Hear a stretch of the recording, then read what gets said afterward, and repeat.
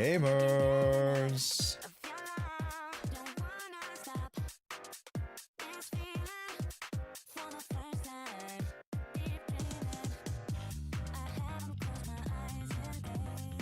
I said gamers.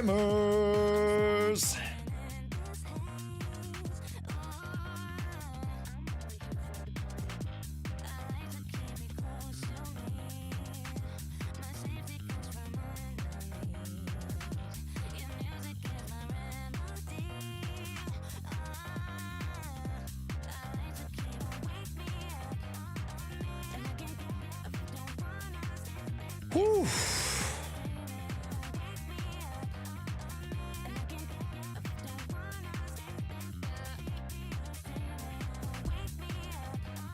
I'm not gonna lie, folks. I've already had a day and a half.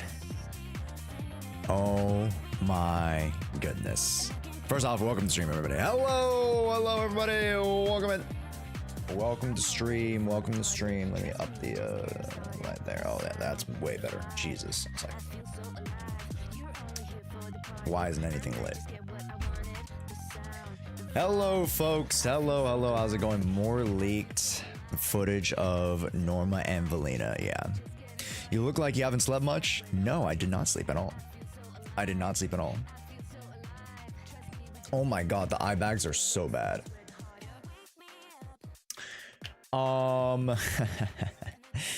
What does your shirt say? It says Brooklyn. This is a this is a shirt we got in Brooklyn when I went to New York. Yeah, on you know, down low key. It was a shirt from Uniqlo, actually. Yeah, some chill vibes. Yeah, just a Uniqlo shirt. Yeah. Gamers, let's talk about why. Yeah, let's talk about it. Josh, why the heck did you not sleep? Let's talk. Josh, you should have finished the guide and then slept yesterday, no? Well, here's the thing. Because you're an incorrigible workaholic. I mean, low-key, that's all streamers. Also, morning goat. Hey, 50, that's a big one. Hell yeah, man. There's a reason why I didn't sleep. Because after I posted the early access guide for Promeia, which you guys should go support right now, go like, go put it in the background, go play the video in the background while we're streaming. We're gonna do a director's cut of Promeia, so we'll talk about her in a bit. But there is a reason why I didn't sleep. I technically went to bed at around 2 to 3. Which you think wouldn't be that bad. 2 to 3, you know, just and you're up at 9. That's, you know, you have a good 7 hours of sleep, Josh. I woke up at 6. So I got 3 hours of sleep. Why did I get 3 hours of sleep? Well, simply, I can show you.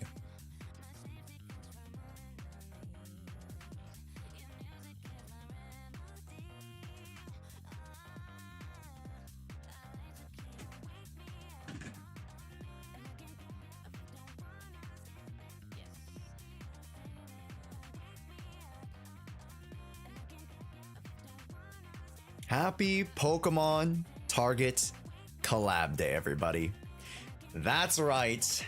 I woke up at the crack of dawn to go buy some Pokemon merch, baby. That's right.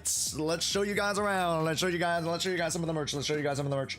Firstly, we got a very, very cute Snorlax cup. Very, very cute Snorlax cup. Look at that. Super, super cute. Look at that. I love Snorlax. Snorlax is one of my favorite Pokemon. You guys know this. Hold up, let me bring my son over. This is my son. This is my son. He says hi. Snorlax, one of my favorites. Boom, Snorlax, had to comp. Second comp. Boom, Pikachu. Look at him.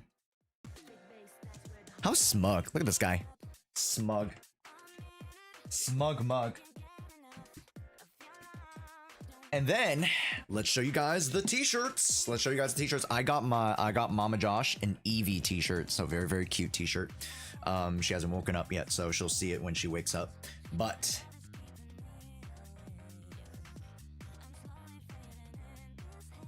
Josh, that's a plain ass t-shirt. Boom! Gengar! Boom! Gengar! Sheesh! It's a clean t-shirt. It's super clean. Super clean. I like. And guess what? It doesn't end there. It doesn't end there because there is also Charizard. That's right, got both the Gengar and the Charizard, baby. Ooh-wee. Is that the Target collab? Yeah, it is the Target collab. Here's the thing. I'll talk about the other items that I didn't get, but let's show you guys some more of the stuff that I did get. This is like a makeup box. I didn't realize it was a makeup box. But it's fine. At least it helped me carry some of the stuff that I was, you know, wanted to grab. So you open this up, you get a nice little mirror, you know, for obviously my makeup, of course. This little tray here. And then, firstly, take a look at this. Keycaps. Pokeball keycaps. Oh my god. Next, all 3 of the starter pins. Oh yeah. Oh yeah, that's right, baby. Oh yeah. Oh yeah. I knew his face wasn't natural. Okay, let's not get ahead of ourselves here. I'm not like the spitting image of, you know, beauty here, but keychain charm. So then it's like a little pouch. You can open it up, put your shit inside. Pokeball, Great Ball, Ultra Ball, and the Master Ball. Just the best ball in the game.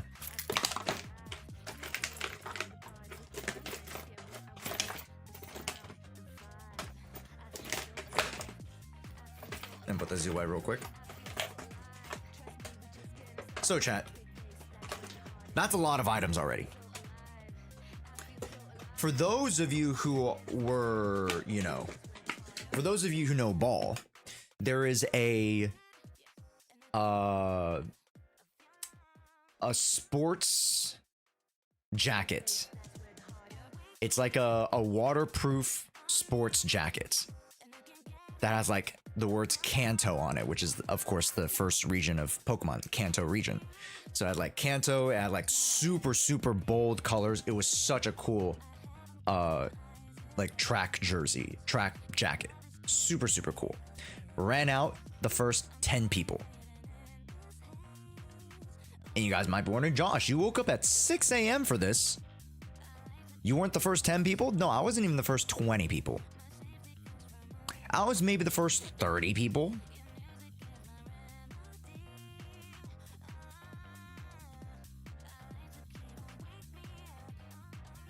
Ish. That's a lot of freaking people. So, everyone starts checking out their stuff. You know, I still get a lot of stuff. You know, it was really efficient. Shout outs to my local Target. You know, I thought overall, even though it was hectic and people were like, you know, sprint walking, I thought overall the way that they segregated the lines, they made a line into a line, which was super helpful. And now that sounds stupid because like, oh, it's like Disneyland long ass line, but like it actually made sense and it kept the order. Good on Target. At least good on my Target. I don't know about other Targets. I'm pretty sure other Targets, they're probably people fisticuffing, but yeah, my Target was relatively efficient. And then also at the other aisle near customer service, people were checking out Pokemon cards. So while everyone was being distracted by the new merch, people were getting Pokemon cards.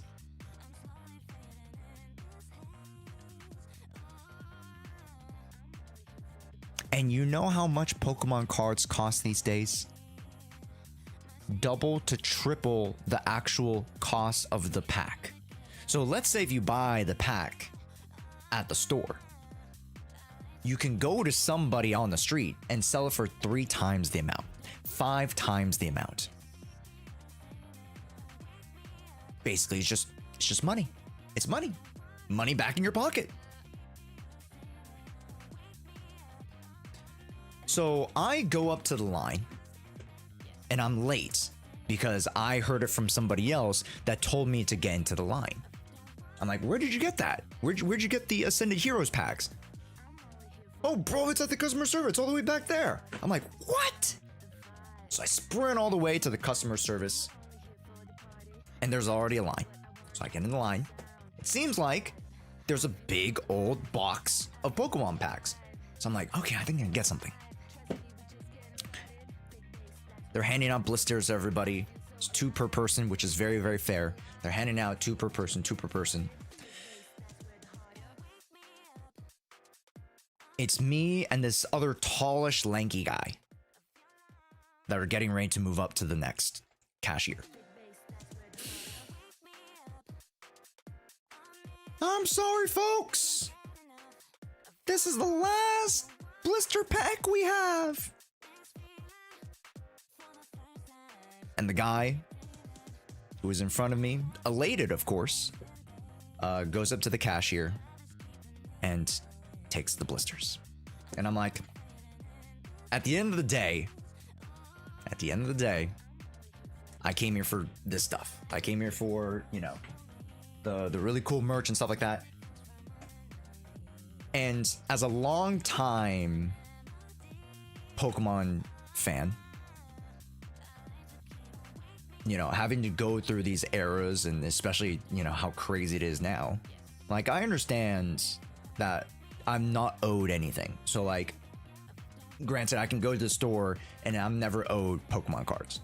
You know, I wish it was that, you know, I wish, you know, 5 years ago I could just do that, but can't do that.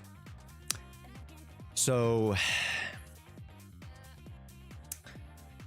I'm like, I shake my head, but everybody's being checked out right now. And then the cashiers take a break, take like a minute break. So I'm just like waiting in line, holding all this crap. You know, it's pretty heavy. And the last person took the last 2 blister packs. So I mean, still got my merch, right? The manager starts folding up the boxes. But then in the carts, there was one more box that technically wasn't even opened. So she goes over, she opens the box,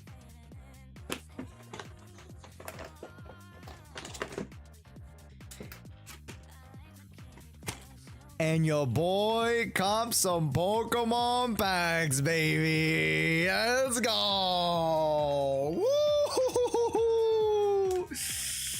By a stroke of luck, I was the first person to get my hands, my paws, my grubby fingers on the Ascendant Hero boxes. And what a stroke of luck, because yeah, if I was one person early or one person late, I wouldn't have got these. And these technically have more packs than the blisters. The blisters were only 2 packs. These are 6 packs each. My goodness. Chat, this thing goes for 30 bucks. Right? It costs 30 bucks to purchase it from Target. You can sell this for 80 bucks. To somebody on Facebook, to somebody on eBay, to somebody who is in the hobby. You can sell it for 80 bucks.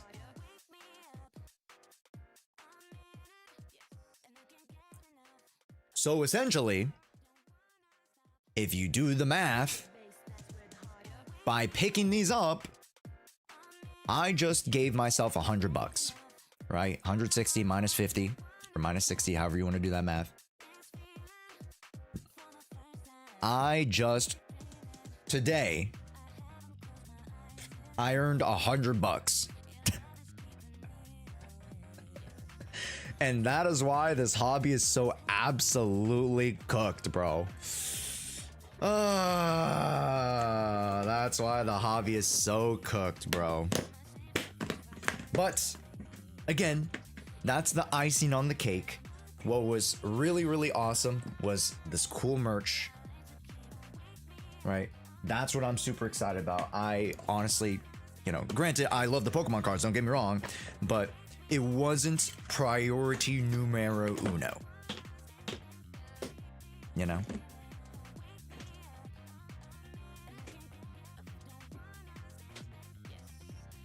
But shout outs to Target.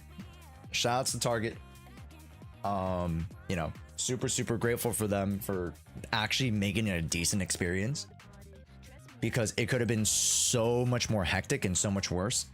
And they knew, like, the management was like very vocal about like organizing and like working together. It wasn't just like they were going through the motions. They were like actively trying to, you know, organize stuff, which was super great. So shouts to my Target. Hopefully other Targets across the board have a similar, hopefully better experience, because honestly my experience was pretty clean. And of course I got lucky with the Pokemon cards, so that was the icing on the cake. Didn't expect to get any Pokemon cards, but that was awesome. But hey, this is one thing I got to open with you guys right now. It's the Pokemon keycaps. You guys want to see them? Okay, let me just... There was 2 items that I wanted. Oh, okay, 3 items that I wanted that, again, only the first 5 to 10 people got. There was a Squirtle tote bag, so cute. A Squirtle tote bag that I wanted. There was a whole set of keycaps for like a keyboard, like keycaps, like these, like a whole set, like a full keyboard set. They're only like 5 to 10. So like they were gobbled up very quickly. And then there was the Kanto track jacket. Also only like 1 in each size. 1 to 2 each size. So I was cooked because I wasn't the first 5-10 people. I was the first 30 people. Oh, these are kind of cute. Okay. That's not bad. It's a little rubber. I like. That's cute. What do you guys think? It's rubber, but I think the acrylic is super nice actually. Yeah, that's pretty decent. Let's pop that out real quick.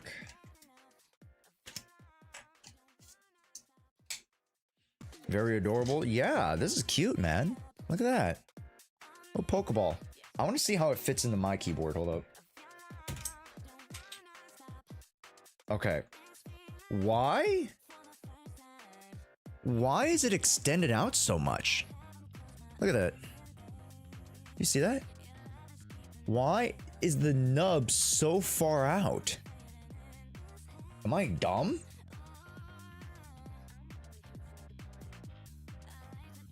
Josh, you got me hooked on NT. Love it, Obsidian. Love it. Maybe it's for a different keyboard. Maybe.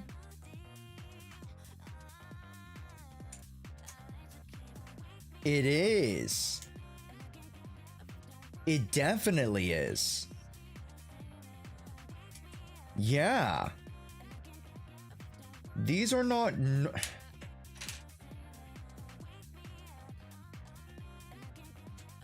What do you think of Age's triple NT last night? I'm so happy for her.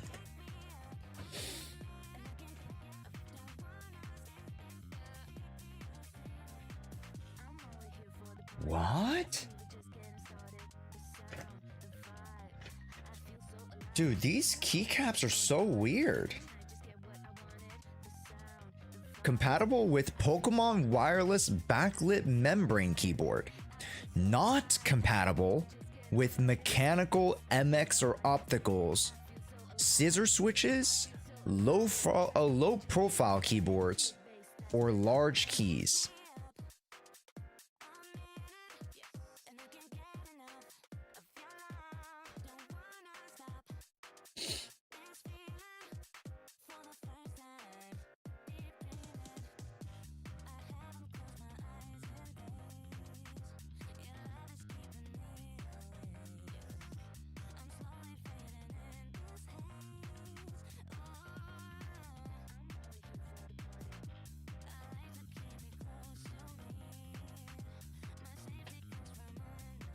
Why?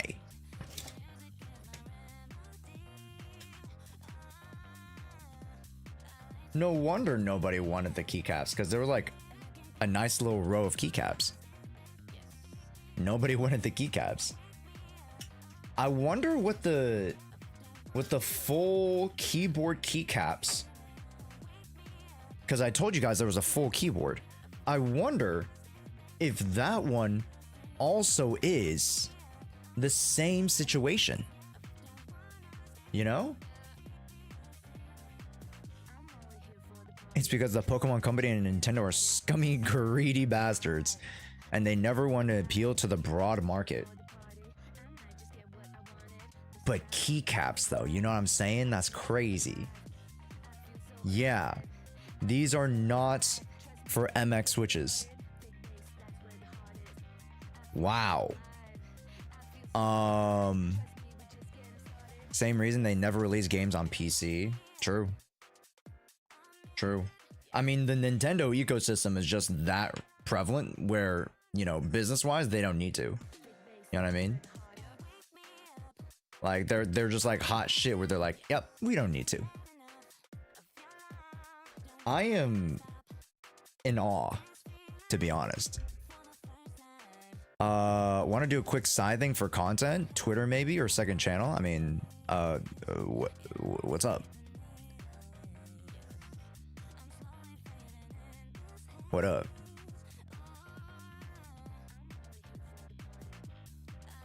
Anyways, folks, let me catch up with chat. Let me catch up with chat. Just because I was yapping, I was going through story time. Huh? I was going through story time. But hello, everybody. Give me a big old wave. Let's say hi to the folks like Mr. Foreign, Ken, Jewis, welcome in. Flex, sub, Pavis, welcome in. River, how's it going? That is true. I've seen that mostly stay in their own space. I see. Yeah, it is what it is. What up, sub? Trance, Epics, Banapu, welcome in. Zach, Ayo, Ace, Diz, hello, welcome, welcome. Let's say hi to some of the folks on the YouTube side, like Shadow, Obsidian, Low-Key, Queen, welcome, welcome. David, how's it going?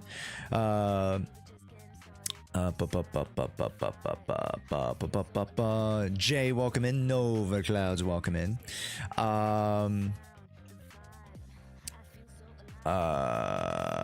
Kitten and Dank Dabbler, hello. How do you feel about NT? I know you've probably been asked. That's a great question still. I don't care if I've been asked it. It's a good question. NT, there's a lot of stuff to like about NT.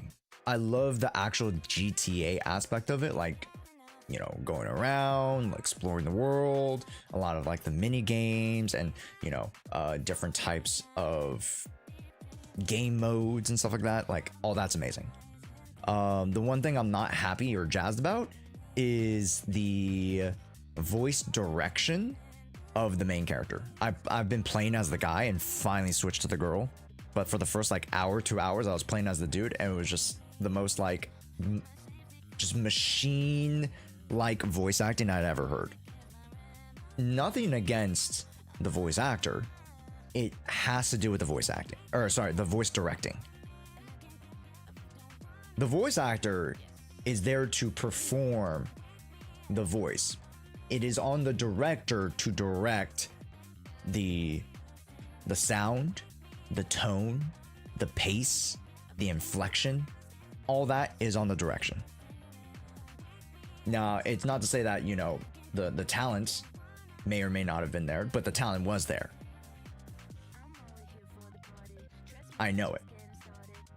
It's just an unfortunate situation where I just felt it was very, very flat. And when one thing kind of feels a little bit out of place when it comes to your engagements in the game, you kind of take a step back a little bit. But overall, I thought the game was really, really good. The overall cast is stellar. The characters look great. However, I think another thing that detracted me from the game, or excuse me, not from the game, detracted points from the game in terms of my grade, was the unique factor. The characters do not look unique. At least to me. Yo, what's up, Banksy? Welcome in. Ace, Mystic, King Ray, welcome in. Kudama, how's it going? I'm willing to buy any of the cards I was looking for if you pull them. I'm not going to open those boxes. I'm going to sell those boxes. It is a situation where selling those boxes will get me the cards that I want. For sure. And because the hit rates are so bad and you're never guaranteed anything, and those booster bundles, I believe you can weigh. So it's just better to sell it.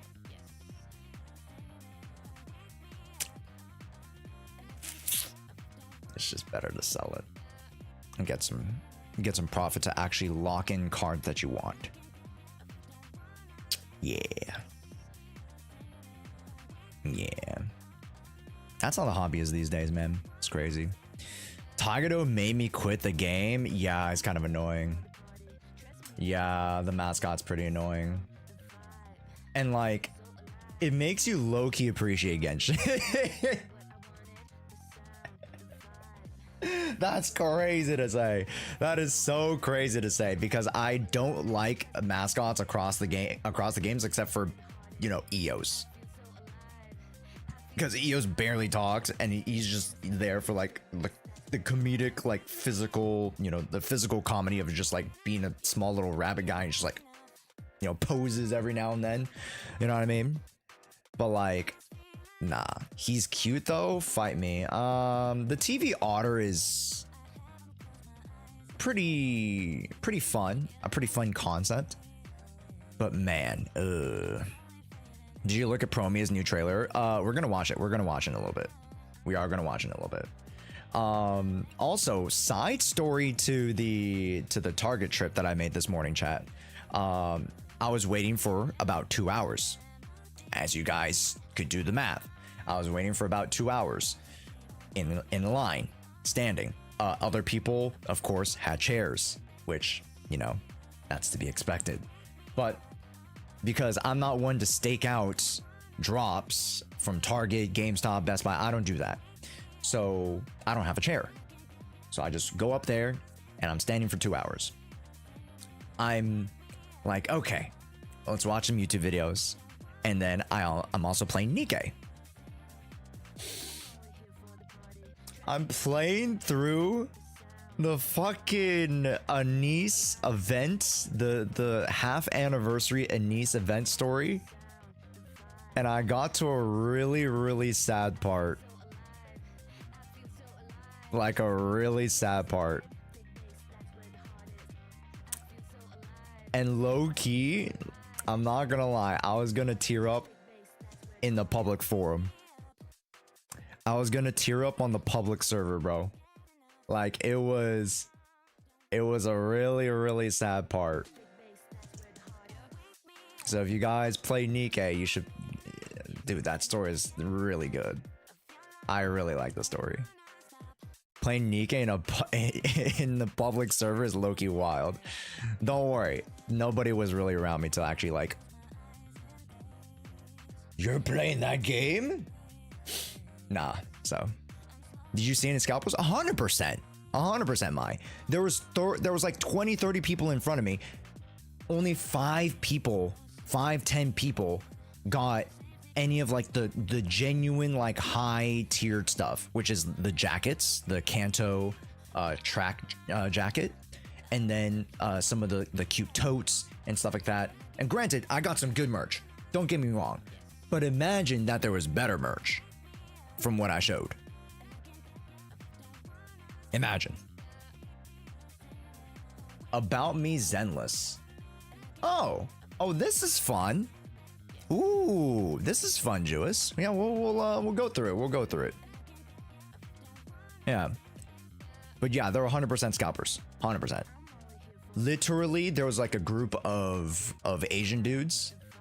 They're like, they definitely looked older than me. They're like, I don't want to pin a number on it, but like, I'd say like mid-30s.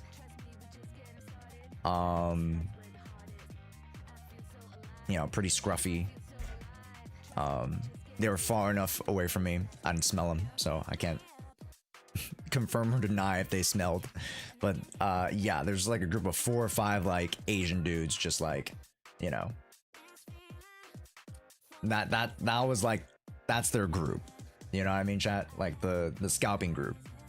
So yeah. And then there was like a couple of families, which is fine, you know, especially for like a merch drop like this. It's not just Pokemon cards, but like merch drop like this, like all the t-shirts, all like the cute little binders and like stuff like that. Like this is supposed to be for kids, man. You know what I mean? Granted, I got some merch too, but like I wasn't taking off the whole shelf. I grabbed some t-shirts, I grabbed some of the pins, I grabbed some of this, you know. So yeah, most of it was for kids, right? There was like a whole kids t-shirt section. Not for me, of course, because they're kid sizes.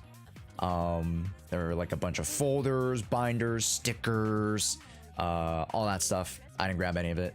I only grabbed like stuff that I was like somewhat low-key interested in. The keycaps, bro. Why the fuck would you make weird keycaps for your specific keyboard, bro? What is this, bro?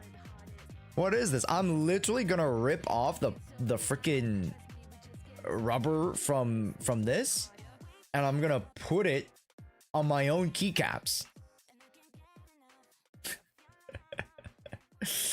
This is dumb. Or if anything, I wonder if like you can cut it off.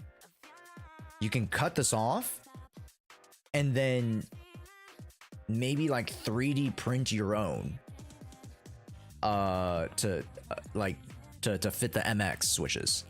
I don't know if that's possible. Does anybody know if that's possible? To like change or alter the switch hole? Is that a thing? How else can you dry our wallets? Yeah.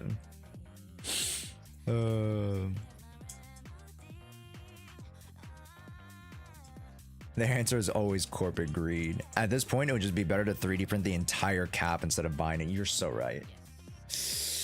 You're so right. I actually got cooked on these. I genuinely got cooked on these. Why would you... It doesn't make any sense. When you make keycaps, like, shouldn't you make it MX?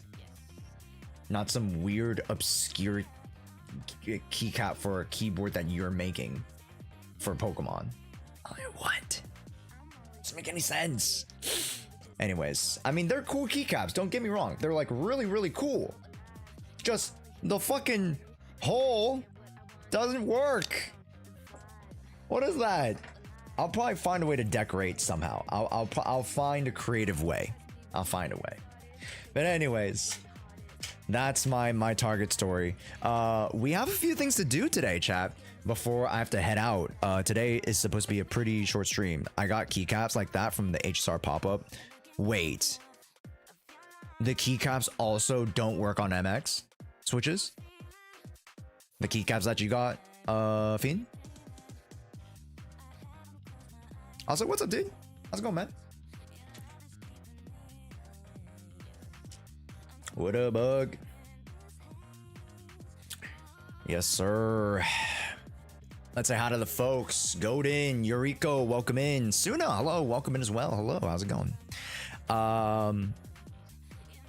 It's X instead of plus, Lamau. Actually, so dumb, bro. Actually, just so dumb. Anyways, also, punch it. Thank you so much for the follow. It's been good. I totally forgot about the Pocket Target collab, so I missed that buzz, didn't I? You missed it? You can do the online drop tomorrow. You will definitely pull your hair out because any Target online drop is absolutely atrocious. But you can try it. And then there technically is going to be one more drop June. But that's also going to be scalped too. So, you know, hey, it depends on where you live. Depends on where you live. I live in a pretty busy area. Like, to be fair, like this Target's like one of the only Targets in this, like, I would say like 15 to 20 mile radius. There was another Target somewhat nearby, but it's like a couple cities over. But yeah. Anyways, chat. That's my story. Do you guys want to open up the Pikachu cup? Should I sell the Pikachu cup? Hold up. Chat, you guys want to see what the Pikachu cup is going on eBay for? Hold up. Can I show it without doxing myself?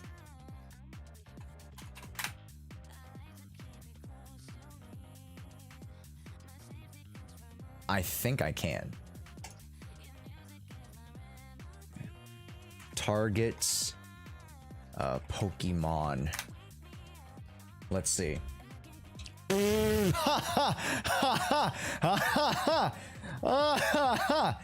Oh my god.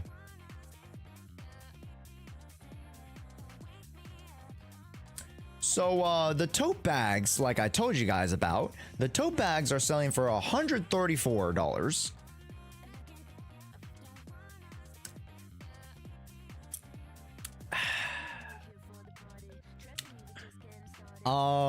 The keycaps are selling for the key. Oh, it's a key. It's the keyboard. Oh, they sold the whole ass keyboard that the keycaps go with. I thought it was just the keycaps. Oh, now that makes more sense. I needed to pick up the keyboard to actually make use of the keycaps. That's bullshit. Oh, I thought it was like something that I had separately. No, it was with the drop. And just everybody took them. Oh, well, shit. Yeah, that's 90 bucks. Which I would rather, because I've been eyeing, chat, what is it? Epo Makers. I was eyeing Epo Makers like creamy jade switches off of like a 75% keyboard. So I want the Ditto hat. The Ditto hat's gas. 40 bucks for the Ditto hat, which I believe at MSRP for like 25. So yeah. Headphones, those look ugly as hell. But as you guys can see, the Target exclusive pins, 35 bucks. You want the Charmander? 13 bucks. 20 bucks. You want the Kanto jersey? $250, twice MSRP. And a jacket in an S, which technically an S is actually like a medium. They run pretty big, so yeah. I'm not gonna lie, if you really wanted it, 250 is not a bad price. I hate to say it. It's so bad to say. That is so bad to say in this economy. But 35 bucks for the 3 pins. 40 bucks for the 3 pins. I really wanted this cross body bag. Was also sold out.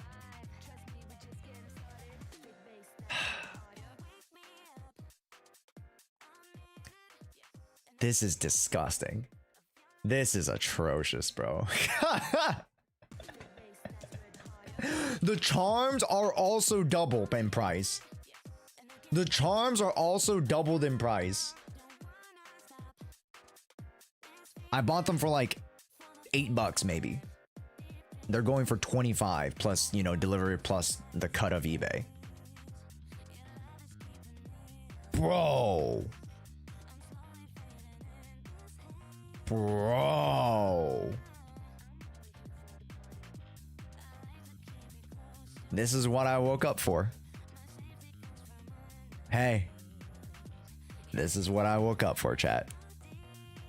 So, I'll be holding on and seeing if anybody wants to buy my my Target merch.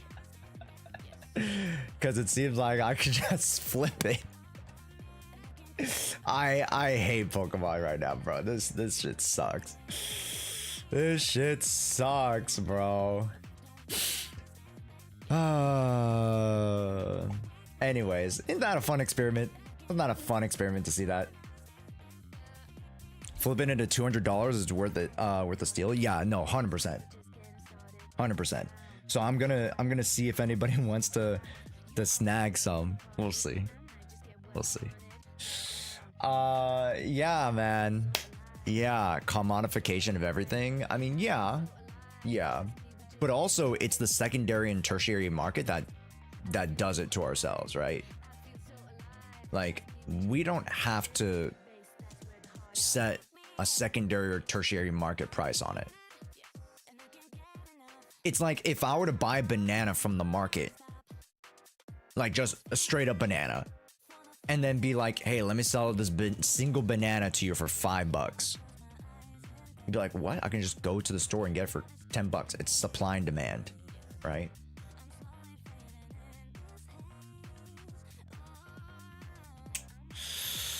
What's the Pikachu and the stars bookmark?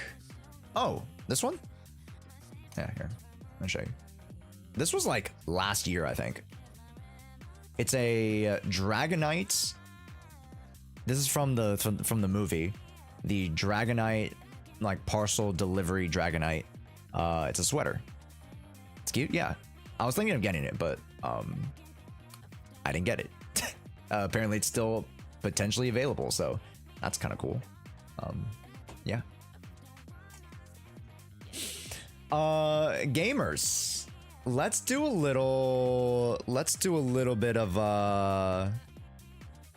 an exercise, shall we?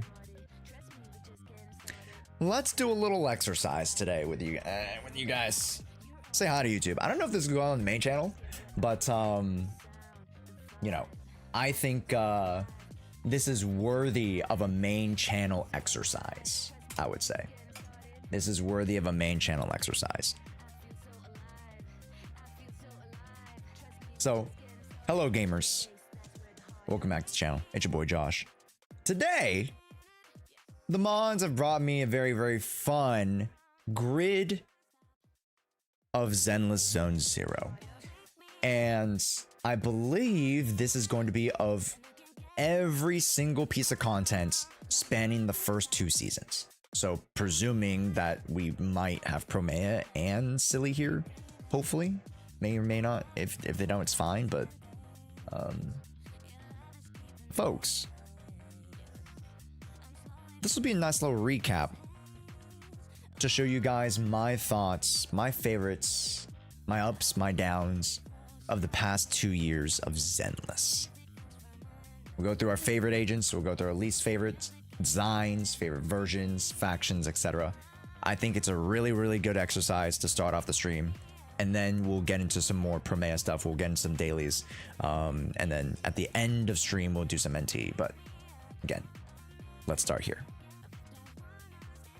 Let's start. Let's start at the bottom, actually. I want to weirdly start at the bottom. Your preferred proxy.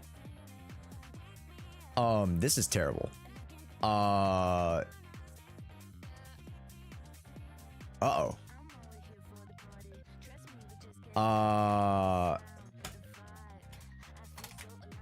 Okay, here we go. Thanks.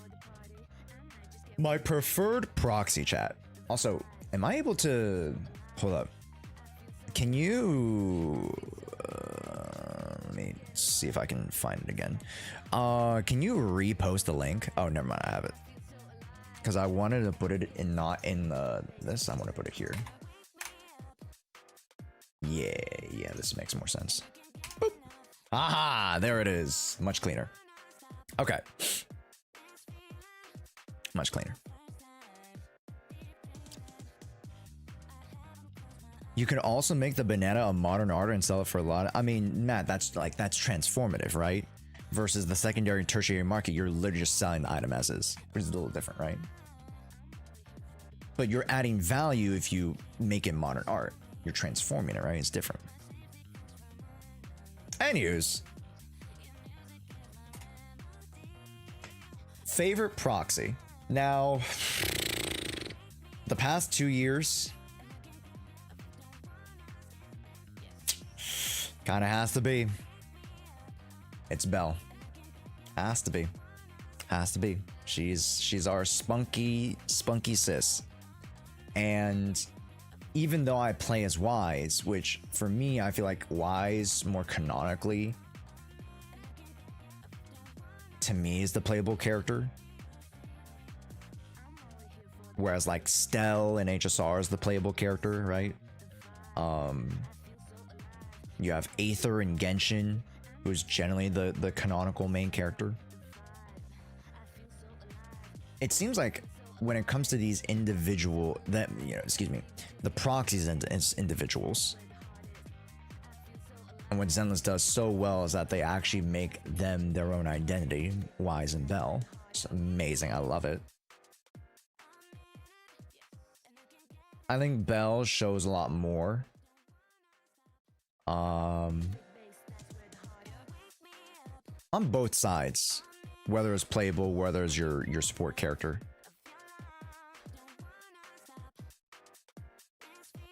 Belle's is a little bit more lovable. Yeah. And it's not to say Wise is bad, because I appreciate Wise and his very more monotonous nature. But I feel as though Belle is easier to like. And she's more fun, which helps. Next. Ooh, agent you're looking forward to. I mean, oh wow, they actually do have Ramiel. They technically put the picture of Colonel Dan here, but you know, it's fine. I think we all can recognize this is Ramiel. So we'll just put Ramiel. Yeah. I'm pretty basic. I can't lie, chat. Ramiel is truly one of the most, I would say, the character that's set up with the most expectations. I think when it comes to you utilizing XPs and or, you know, very, very closely adjacent characters, it sets an expectation.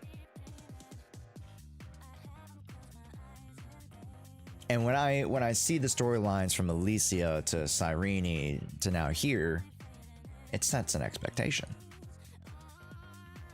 Granted, I see some of you guys in chat are like, oh yeah, Josh, Sunbringer. I'll be honest, I could give two shits about her. That's my hot take. Give two shits about her.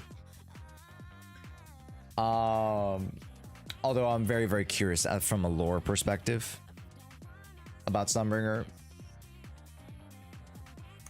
As like a character that I want to get my hands on in terms of like playable characters, it has to be Ramiel. 100%. Next, let's go favorite faction. I think, damn. Favorite faction, bro. I think that has to be the faction that I had most fun with. I've had the most fun with Spookjack.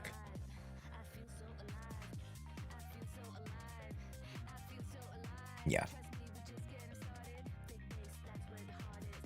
They're the goofiest, most lovable group ever. And yes, the story revolving around them wasn't the most well executed. But just the faction and the identity of themselves, I think they're some of the most spunky, some of the most well-written characters. And I guess overall, should be my favorite faction. Yeah. Next, favorite version. Now this one is going to be spicy. How do you do that? How the freak do you do that? Oh. Okay, well, they do have all the versions. Well, okay, that's interesting. Okay. I would say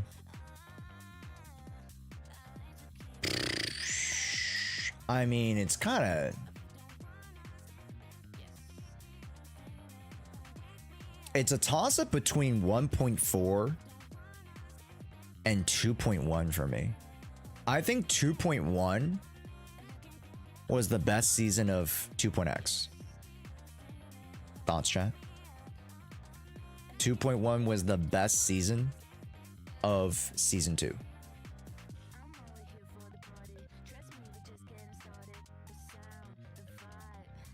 And, you know, you could say that some of the Angels patches are pretty good, but I don't think it came close to the amazing story of Alice and Yuzuha, and then also doubled with one of the best events that they had in the game, the summer event. Whereas 1.4, the story, you know, in terms of the grade, let's break down the subcategories. The story was the best story we've told of Zenless so far. The event was all right. And then, you know, you had free character, you had Miyabi, of course.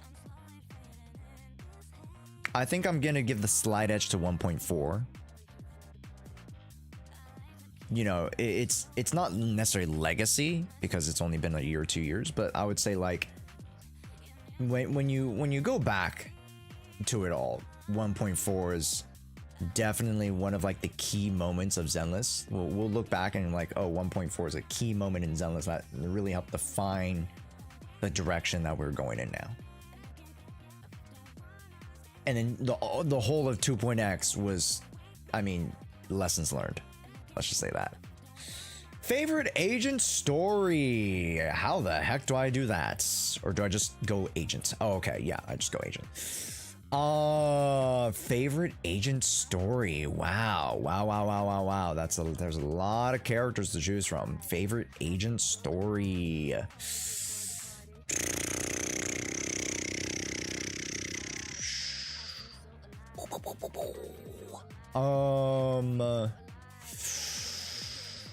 I mean, I'm not gonna lie. This was okay. I wouldn't say it's my favorite, but I think it was the one that caught me off guard the most. That turns out, like, I was like, oh man, I really appreciated that story. See, it was amazing, but I don't think it. Like personally, like my favorite, from more of a subjective point of view, I don't think it's my favorite. Oh, what would be my favorite though? I don't know.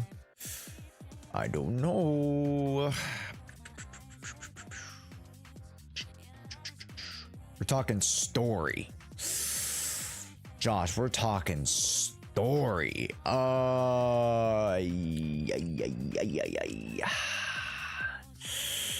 We talking story.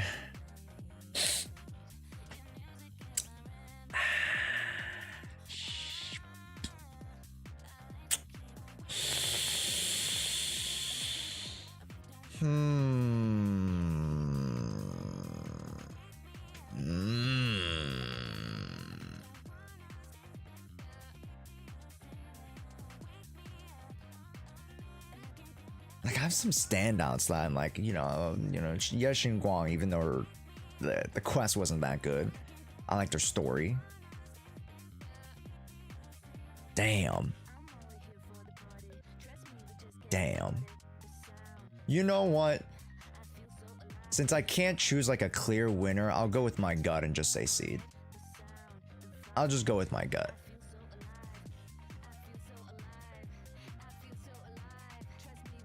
Loki Jane Doe's was fun, but I will go with that. Least favorite boss. The boss that I don't like the most. Ooh, now that's tough because there's some not so great bosses towards the end of 2.x. Do I go with the screaming Dami Mommy? Do I go with the wolf from Puss in Boots? Do I go with the boss that could have been? Or do I go with other screaming lady? Or do I go with Screaming Man?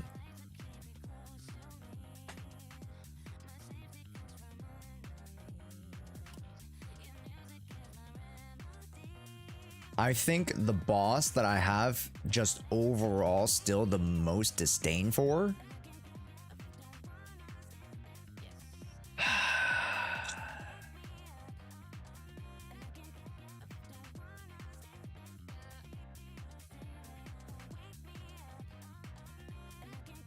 Yeah, it's probably just Yeon.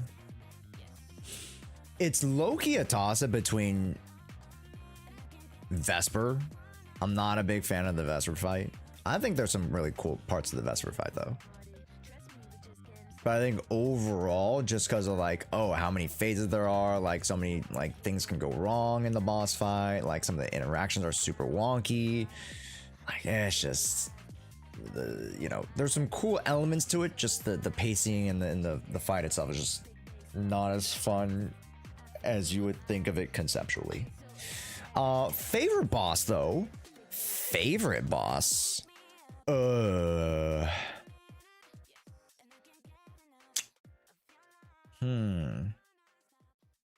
that's kind of hard. Favorite boss. I never really think of favorite boss. I want to, because I'm such a negative Nancy, I only think of least favorites. Favorite boss. None of these bosses look fun to me. Also, are these all the characters, by the way? Or am I trolling? These are all the characters, right? Or no?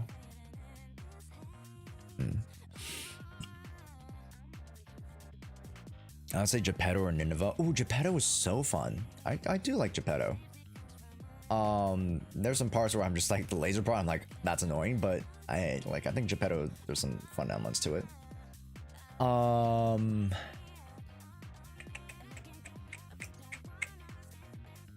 Let's see. A boss that I'm like, whoa, that was a sick fight.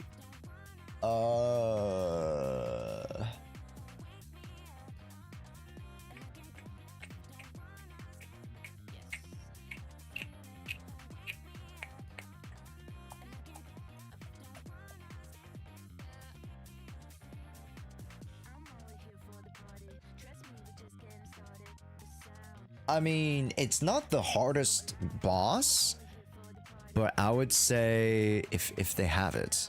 Oh, they do. Pompeii.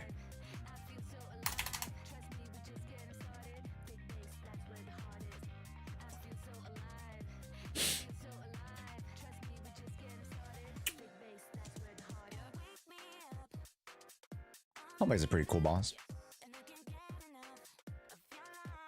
Best boss and best boss theme. One of the best boss themes for sure. Agents you warmed up to. Ooh, agents that I didn't necessarily like at first and I started warming up to. Ooh. Let's see.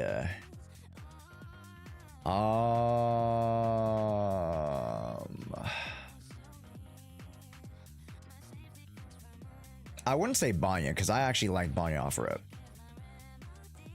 I would say an agent that I had to warm up to?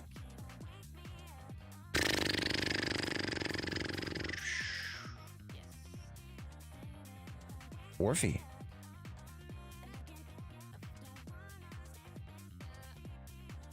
I wasn't that high on Orphe.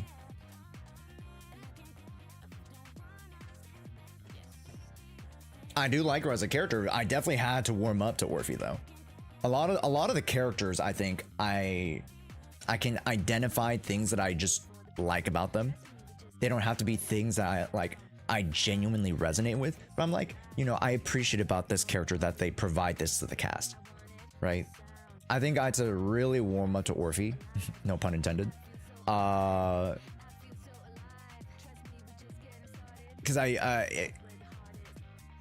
she wasn't really that high on my list for me.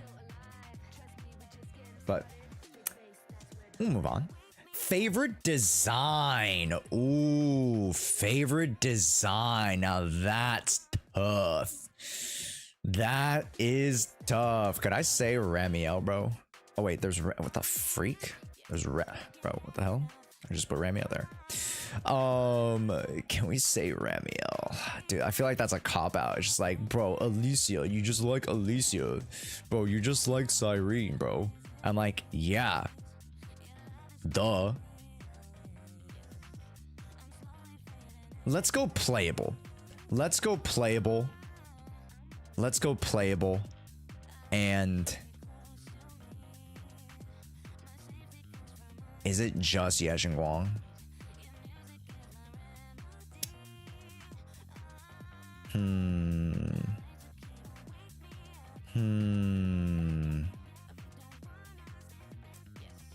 If they let me put NPC, oh, there's a favorite NPC. Okay, never mind. Let me just go favorite playable then.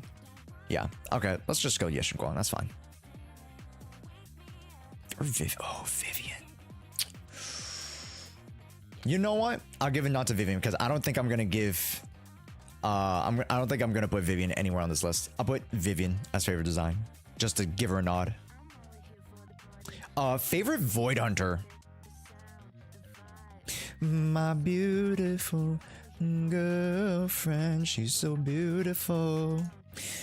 Favorite NPC. I think you guys know where I'm going with that one. And it's not even close. And it's not even close, Chad. It's not even goddamn close. I'm not gonna lie. Not even close, bro. The pacing of the story was kind of shafted, but I think overall, like the concept of like her when she stands for like the ideals and all that stuff and the whole conflict was super fucking cool. Just yeah. Anyways. And she's super hot. That helps. Underrated agents. Underrated agent. Just overall underrated. Shit. Underrated? I feel like a lot of characters low-key are rated.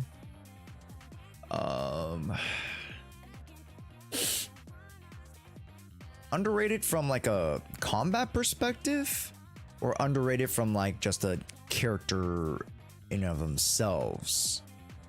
Let's see. I think man, because there's just so much love for a lot of the characters and their different, you know, personalities and such. Underrated?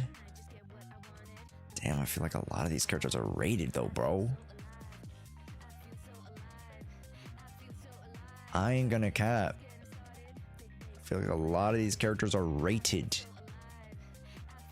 Maybe even some of them overrated. Underrated? I'd say maybe Monato, but it's because he's an A rank. Put Banya. I think he's just generally misunderstood. I wouldn't say he's under. Ooh. I guess because of the combos. It's not that he's underrated. I think people know that he's strong, but they just can't execute his combos. And that's more like a skill issue than people actually underrating his actual powers. His powers. Probably.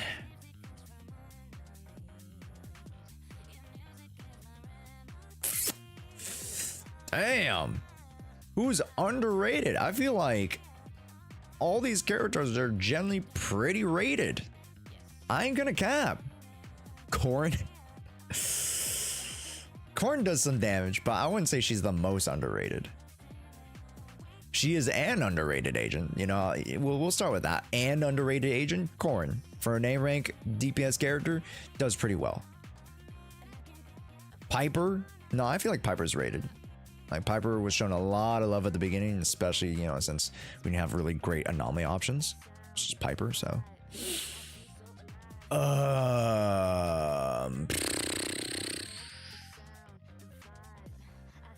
Is it weird to say Trigger?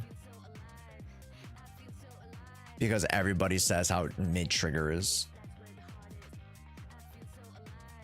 Which he technically is low-key mid. But then her ability to work with anomaly makes her unmid. And technically she can flex in the Rupture too. You know, I'm gonna put Trigger there. Your most used agent at this point, I'm pretty sure there's a statistic that shows me what agent I've used the most. It's probably just her. Just from like a genuine, just not even like, oh, I love to use this unit. Like just from like, I use this unit, it has to be Astra. Across the board. How many characters have used Astra at some point? It would have to be Astra. Astra with Yeshin Guang. Astra with Yi Shen. Astra with Miyabi. Astra with Evelyn. Astra with literally anybody else. Right now I'm using Astra with Cecilia for hyper carry. Dial in wouldn't be my most used agent because she's too fresh still. How many hours I put in with Astra Yao cannot be trumped by Dial in. Not yet, at least. Even though, yes, I think statistically Dial in has been used in almost every single end game mode that I've played in the past however many months. and Astro Yao just slips them a bit. But overall, it would have to be Astro Yao as the genuine most used agent in my account. I think bar none. And, you know, that has to do with, you know, time in the account. That has to do with, you know, XYZ, a bunch of factors. Yeah. Arguable that's Sokaku, Loki, but Sokaku doesn't always make the list because Ice gets shafted, but it's neither here nor there. Least favorite agent. Now we're getting to the juicy ones. I'm glad I started at the bottom and went to the top. Least favorite agents. Ooh. Least favorite. I always try to find the good in things, and I always try to be like, oh, I like them for this. I like them for this reason. I like them for this reason. I don't really try to like actively hold disdain for any character in particular.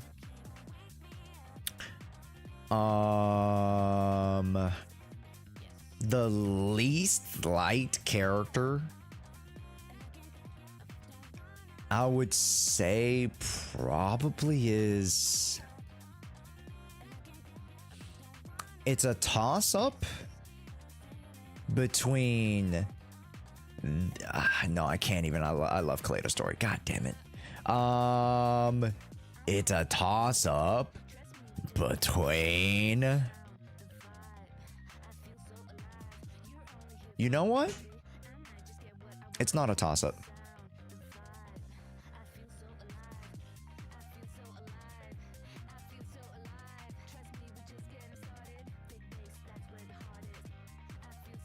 I'll just be honest.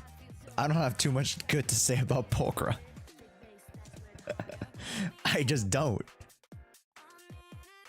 All the men have such spunky personalities, or they're just super hot, or like Hugo has such a great backstory and arguably super hot. You know, the quality trumps the quantity there, especially for the guys. I think all the guys have some really, really good personality. Yeah. So I think Pulchra is the character I have least good stuff to say about. Let me just scroll down the list one more time. Yep, that sounds about right. Sorry, Pulchra. Sorry. Okay. Then, favorite agent. I think it's there's no question. There's no question. I think it is what it is. It is what it is. You're not sorry. I'm not too sorry about this list. I think this list is pretty solid. I think this list is pretty solid. Yeah. Least favorite out of the limited is Banya. Out of everyone is Ben for me. Dude, you don't like Ben? Dude, Ben's awesome. Watch the yellow line. I can't do it like Henry can. Watch the yellow line. Yeah, I think we did a pretty solid job here. I think we did a pretty solid job. And if you hate this list, well, it's not your list, so go do your own list. I don't care if you like it. And if you like it, nice. Because it's my goddamn list. This is my about me of Zenless Zone Zero of the first 2 years of the game. Hey, what do you guys think? Who are your guys' about me grid? Who do you think I would have put?